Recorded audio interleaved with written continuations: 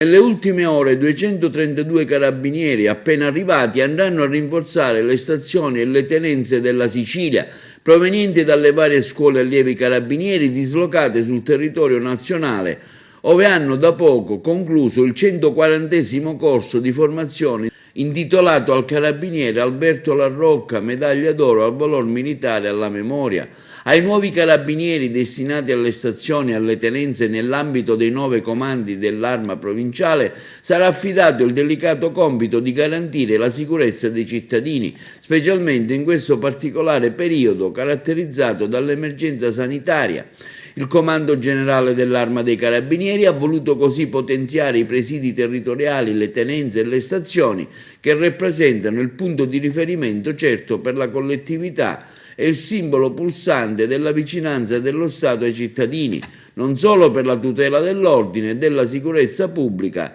ma anche per garantire prossimità, soccorso, sostegno alle popolazioni nel solco di quella radicata e riconosciuta capacità di coniugare efficienza operativa, sensibilità umana che da sempre caratterizza le stazioni dei carabinieri. E intanto i carabinieri della stazione di Aragona, al termine di una rapida e tempestiva attività di indagine, hanno denunciato in stato di libertà alla Procura della Repubblica di Agrigento un uomo di 47 anni di Aragona, autista incensurato, ritenuto responsabile del reato di furto di una carta bancoposta di proprietà di 2 anziani fratelli, rispettivamente di 85 e 82 anni, residenti ad Aragona. Agli inizi del mese di novembre i 2 fratelli avevano sporto una denuncia presso i carabinieri della locale stazione, che hanno avviato le indagini e dopo una serie di riscontri sono risaliti all'autore del furto, accertando che questo nelle fasi successive al furto aveva effettuato un prelievo di 300 euro.